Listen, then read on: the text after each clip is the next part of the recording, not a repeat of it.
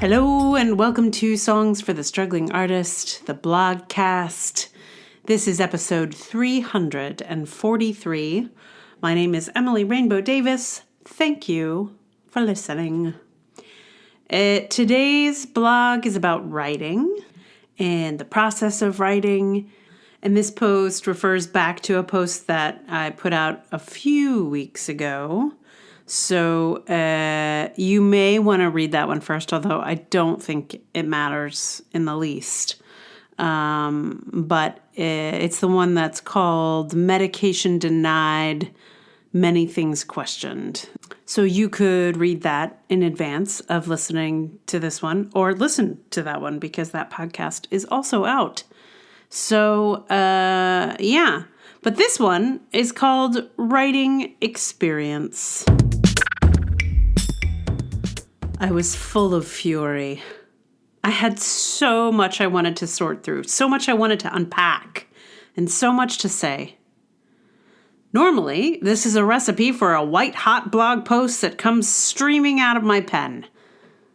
But I was entirely jammed up. I didn't know where to start or how to dive in, and I was frustrated, not just by the medical situation that was driving the post, but also the struggle to write about it. In talking about it with my friend, he pointed out that for things like the arts and feminist issues, I've been thinking about them for most of my life.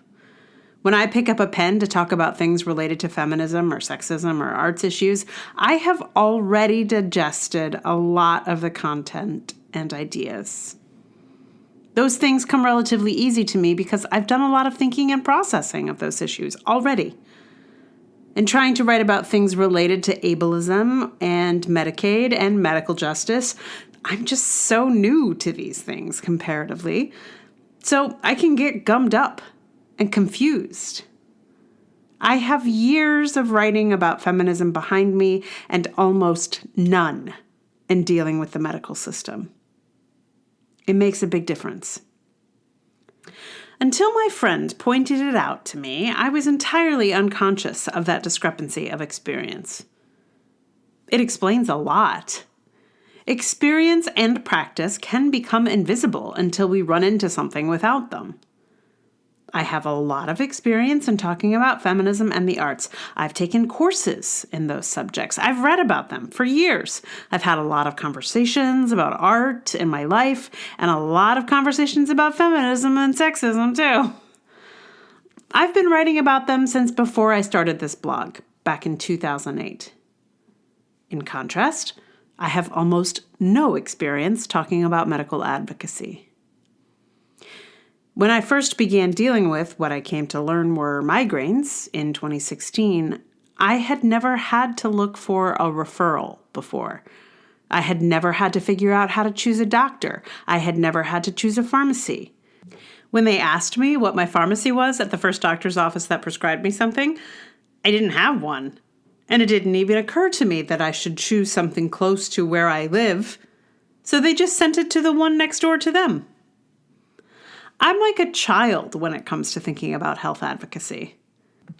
There are probably a lot of people who have the opposite experience. Folks who have been disabled all their lives are often incredibly masterful at talking about it.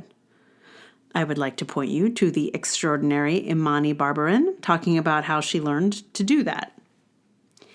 The experience of writing in general is certainly an enormous boost when attempting to engage with something new, but having practice and experience in particular areas really does make a difference.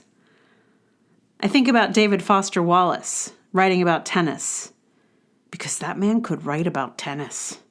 He knew a lot about it. He'd been thinking about it a long time. When it came time to put it in his novel or to write an essay about it, it was right there. And he was such a skilled writer, he could make it readable even for me, someone who has only played tennis, very badly, in gym class.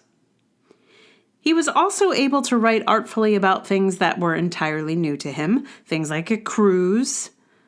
But maybe these sorts of things were not as easy for him to jump into. We don't know. We can't ask him. But for me, It did unlock something to recognize the difference between writing something with which I have some experience and something new. Acknowledging that helped me begin in a moment that I was struggling, by recognizing that my difficulty was partly in dealing with something in which I am a novice. I was able to find my way with a little more grace for myself, a little more understanding for my own struggles.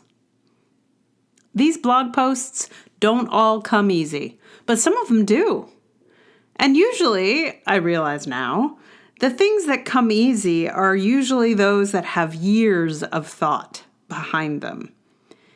It's easier to know where to start when you've been going a while already. Sometimes, writing can become easier the more you do it. And sometimes you end up back at the beginning, wrestling with how to begin, like in the early days. Sometimes like an idea like this that feels very simple, like it almost feels too obvious. But it really made a difference, and it's made a difference in a couple of different instances, actually. Just like recognizing where I am on the continuum of experience with an idea or a thought or concept or something. It's wild. Sometimes the obvious and simple can surprise me. So, yeah.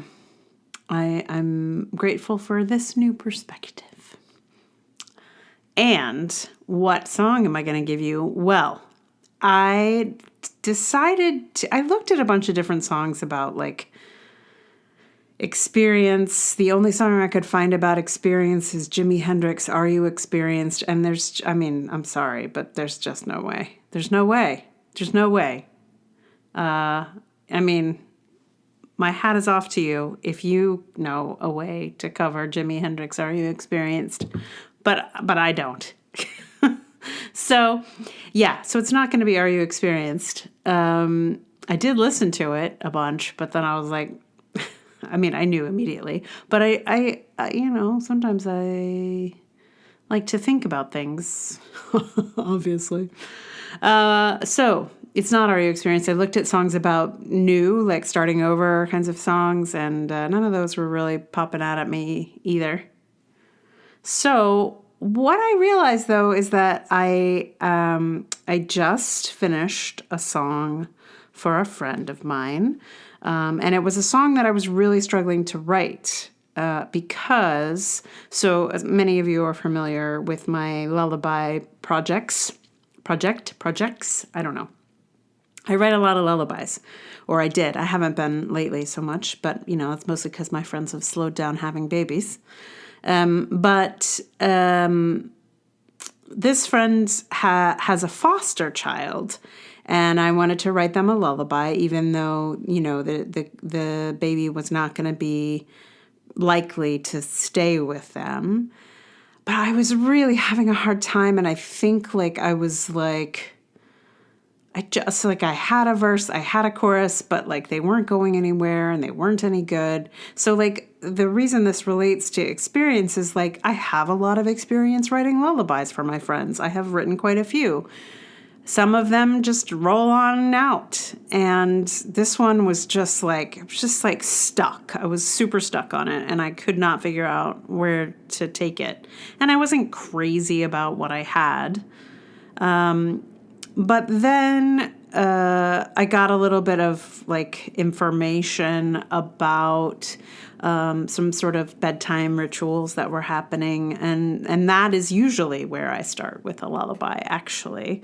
And I just thought, you know what, I'm going to just start all over. I'm going to start from the beginning and not think about the fact that this is a foster kid. He's their kid as much as anybody's kid is a kid. He just happens to be a foster kid.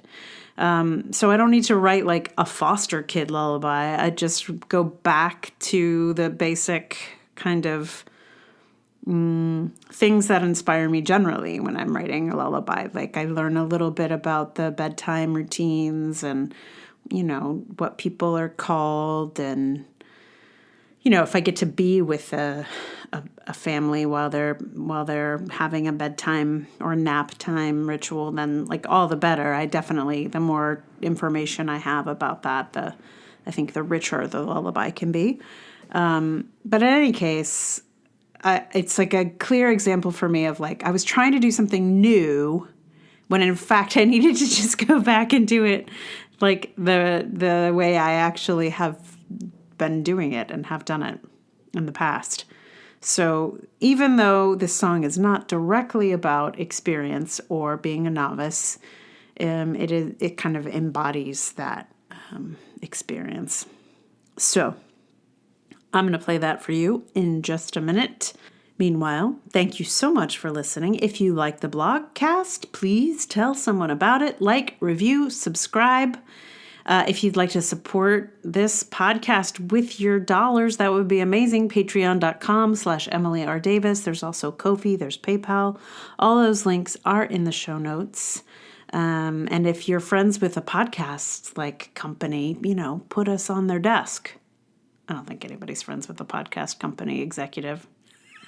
You would have already told me. I know. Thank you. Anyway, mostly thank you for listening. It really does mean a lot to have your ears on this situation. So the links to all those things are in the show notes. Did I say? Maybe I didn't, but if I did, apologies. They're still in the show notes, or they will be once I put them there. So here we go. I'm going to play you this most recent lullaby. If you want to hear more lullabies, if you've somehow not caught if you're new, maybe you're new to this, and if you are, welcome. But if you want to hear more lullabies, there are a bunch of them that are on Spotify or Apple Music, I think it's called now, or pretty much anywhere you listen to music, they should be there. Or you can listen to them on my website, emilyrainbowdavis.com. So there are many to be had should you want to hear more lullabies. But this is the new one. And it is called Cuddle Up, Snugglebug. Cuddle up, Snugglebug, it's time for bed. The owls are hooting and the books have been read. We sang some songs, turned off the light, special times together at night. Cuddle up, Snugglebug, the sun says hi. The birds are chirping as they take to the sky. We laughed and flew, we stretched and yawned, special time together at dawn. You can sleep, baby K. You can sleep night or day. Auntie C and Daddy Andy will love you come what may. Cuddle up, Snugglebug, it's time for naps. Your head's getting heavy as you rest in our laps. You can dream, we sway